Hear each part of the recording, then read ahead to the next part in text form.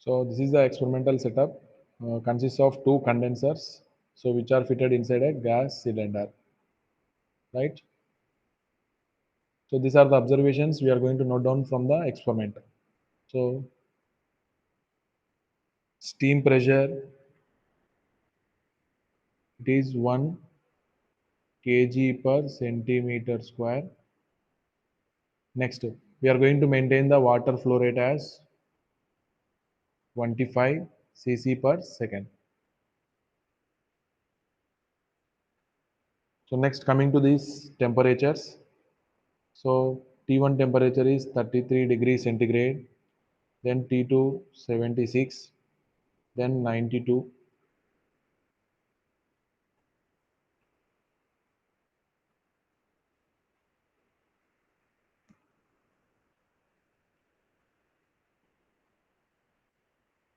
so then 88, T4 temperature is 88, T5 temperature is 94, T6 is 100, then T7 it is 38, and the water outlet temperature T8 it is 39. So these are the observations we are going to get from the experiment. So now coming to the calculation part, so we are going to calculate the overall heat transfer coefficient. So the notation is U. So for film wise condensation as well as for drop wise condensation. So now we are going to calculate step by step. So first here you can see Q is equal to mCp into T7 minus T1. So now calculate the Q value. So Q is equal to, so what is the mass flow rate here? So 25, so water flow rate is 25 cc per second. Okay, convert that into kg per second. So 1 cc per second is equal to 10 power minus 3 kg per second. So you can do this calculation. Okay, so you can do this conversion. So 1 cc per second, we are going to get 10 power minus 3 kg per second. So now, so mass flow rate is 25 into 10 power minus 3 kg per second. And what is the specific heat of water? So it is 4180 into, so temperature difference T7 minus T1. So T7 is 38 and T1 is 33. So if you do this, we are going to get the Q value as 522.5 watts, right? So now we can use this equation to calculate the heat transfer coefficient. Q is equal to HA delta T. So if you rearrange the equation, H is equal to Q by area into temperature difference, T6 minus T2. So Q is 522.5 by, so surface area of a condenser. So here you can see surface area of a condenser is given by pi dl.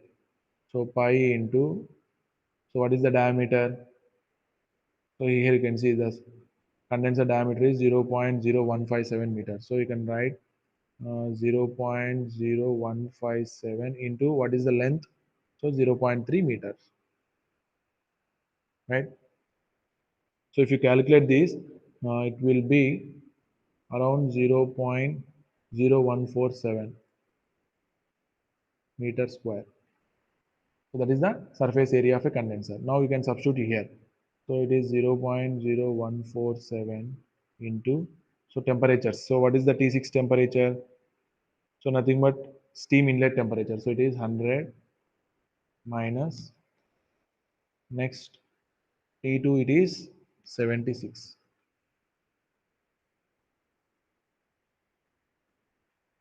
right? So if you do this calculation, the heat transfer coefficient will be around 1481.009 watt per meter square Kelvin. Okay. Now coming to the theoretical heat transfer coefficient by using the LMTD method. So logarithmic mean temperature difference method. So this is the equation. Q is equal to UA delta T LM. So this is the logarithmic mean temperature difference method. So now we need to calculate the LMTD, delta T LM. So how can we calculate this? Delta T1 minus delta T2 by ln of delta T1 by delta T2. So here you can see the equation. So this is the equation for LMTD. So where delta T1 and delta T2 are given by T3 minus T7. So you can calculate these two values, right? So delta T1 is given by T3 minus T7 and delta T2 is given by T3 minus T2. So if you calculate the two values, we are going to get, so delta T1 as 54 degrees centigrade. So if you convert that into Kelvin, so it will be around 327 Kelvin. And delta T2 as 16 degrees. So if you convert that into Kelvin, 289 Kelvin. So now if you substitute here, the LMTD will be 307.6. Okay. So now once we know the LMTD, so Q is known to us and area is known to us. Simply we can calculate the U.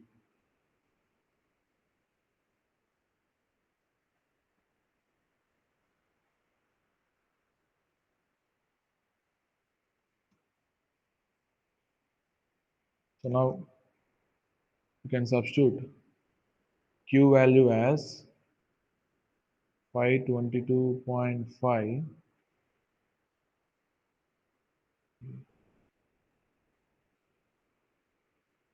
So 522.5 divided by, so area is 0.0147 into, so LMTD is 307.6. So this gives us the overall heat transfer coefficients.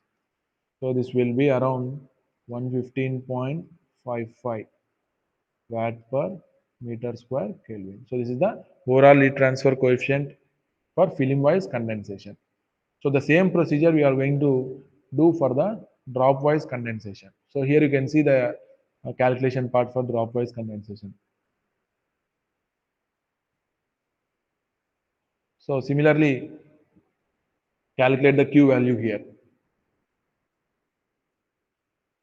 So MCP T8 minus T1. So mass flow rate is 25 into 10 power minus 3. Specific heat is 4180 into temperatures. So 39 minus 33. So this gives us 627 watts, right? Next, in the same way, we can calculate the heat transfer coefficient is equal to Q by A T6 minus T4. So if you calculate this, you will be getting 3554.4 watt per meter square Kelvin.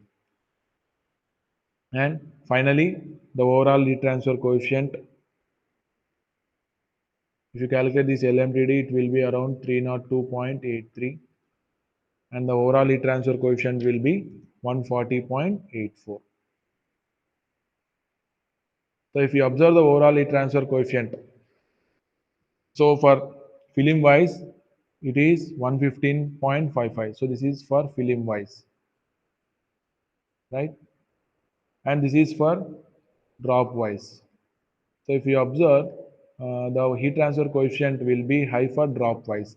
So because, so here you can see the reason. So this is a condenser and this is another one. So in between, so in the middle or in the inside, we are going to have another pipe. So in this, water is flowing, right? So in this, we are going to have the steam. So one is coated and another one is uncoated. So we can observe in the coated, we are going to observe the drop wise. And in uncoated, we are going to see the film wise condensation. Now, so because of the formation of the drops, so first come to the film wise. So whenever we are going to have the film wise condensation, the thickness of the layer or the thickness of this is going to increase. So what happens if the thickness is going to increase? So Q is equal to HA delta T, or you can use this equation. Okay, so what happens here if the thickness is going to increase? So the heat transfer will start decreasing, and the more amount of heat is not going to come out because of this thickness. So coming to this drop wise, so here the drops are going to form. So it does not acts like a barrier, but in film wise it acts like a barrier. So it restricts the flow of heat to the environment, right? So this is the reason why we are going to get the more amount of heat transfer coefficient in drop wise when compared to the film wise condensation. Okay, so this is how we are going to perform the calculation for drop wise and film wise condensation.